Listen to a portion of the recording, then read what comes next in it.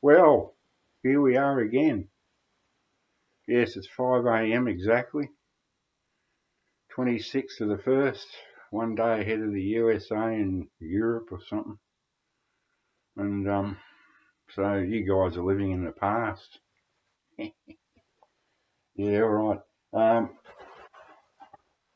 don't know, a couple of videos back I did a naked rave about listening to this 3 times in a row.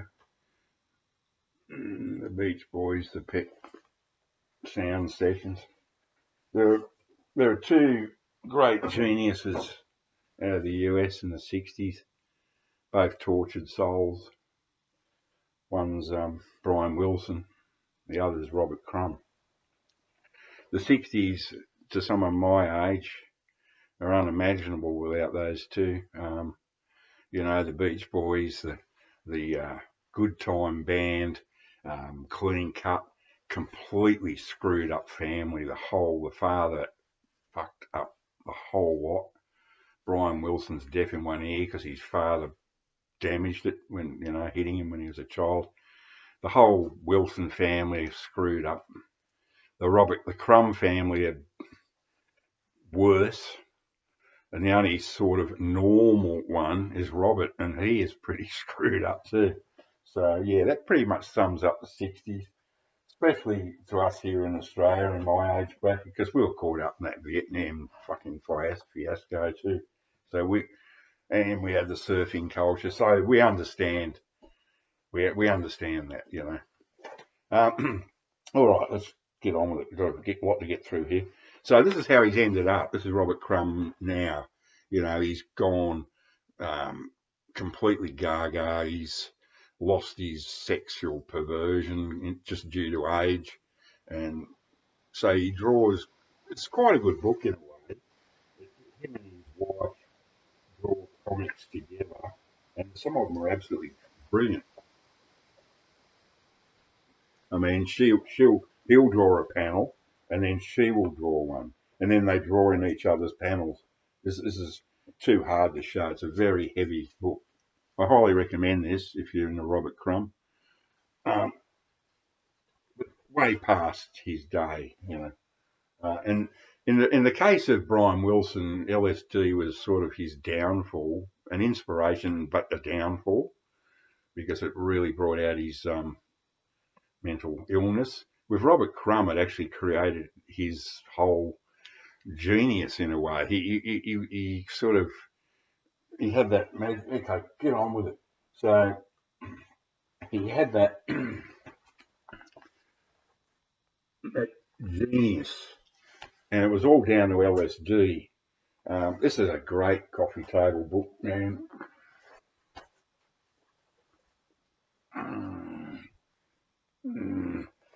Too heavy. I can't lift this up. My old wrists are getting feeble. What a charming couple. Hey, it's John and Yoko. Fucking freak. Yeah, so he there's one in here which is absolutely wonderful about obsessive record collectors, and I can't find it, but it's great, So this is him describing his early years. There's one in here. It's just too heavy. I cannot lift this and hold it up at the same time. Hey, what's this? There's something in here. Oh, I found something. I didn't know it was there. How interesting. Yeah. This is a great book. I cannot recommend it enough. Yeah, there's a wonderful story in here about how he became obsessed with 78 RPM records, and it just sums up all the nerdy. I found this. This is from the movie Crumb, the Valhalla. which was a wonderful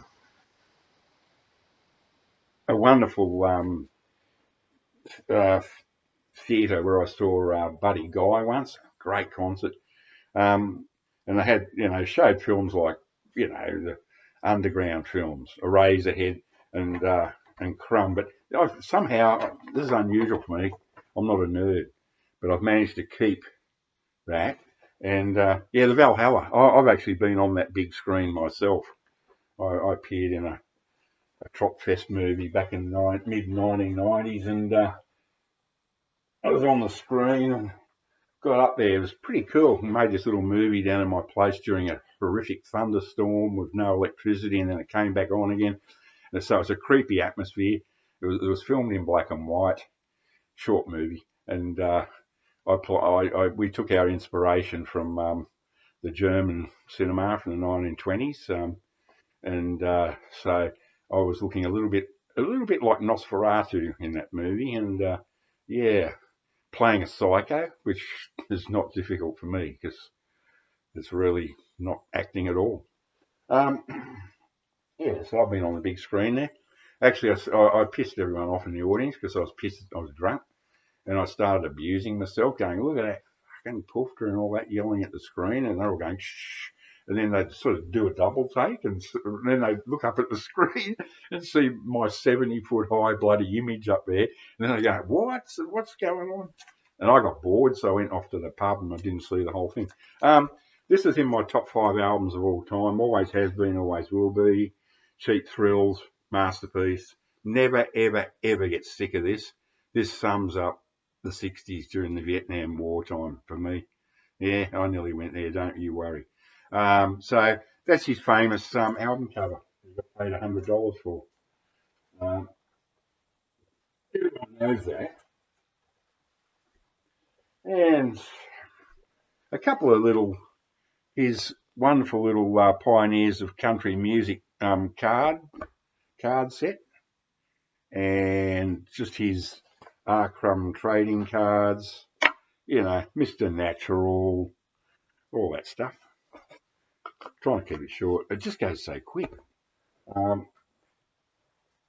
There's the actual movie. Highly recommended. Terry Zwigoff movie. Also, David Lynch was behind it. His brothers, Maxon, the youngest one, was always being arrested for feeling up girls. He'd creep up behind them on the subway and stick his fingers where he shouldn't. Complete creep and freak. See this. This is essential. You must see this. It is awesome. Then you'll understand how Crumb became Crumb. I mean, he's the normal one, right? And then his older brother is a notorious pedophile, and insane at the same time. And when we used to think Robert Crumb was nuts, but when you actually see this movie, he's completely normal. Oh man, what a screwed up bunch he came from. Catholic guilt taken to its ultimate, to where it's going to inevitably end up, sexual perversion because of the unnatural bullshit of religion. I despise all religion. If I was running the world, every religious bastard would be executed immediately. No questions asked, just kill them. So, and then Crumb, of course, is a mad 78 RPM record collector. Another reason to see this movie, you must see this movie, is his record collection, his 78s. The one thing you can see, it's the only time in the whole movie where he's relaxed and at home. He's got this unbelievable collection of rare blue 78s. Unbelievable. And I think it was him that sold a Robert Johnson to Keith Richards. I think he was it wasn't named who sold it to Keith Richards, but I'm pretty sure this is who it was. It's the only time in the whole film where he seems happy and at peace. And the music, his choice, this is the soundtrack to the film. His choice is, he has immaculate taste in that era, that time. and that's the time he feels comfortable with, the 1920s and 30s American music. And I do too, to a degree, especially the movies, not so much the music, but that's about it. Look how the time goes. So that, I don't know how we even got onto this, but bye now.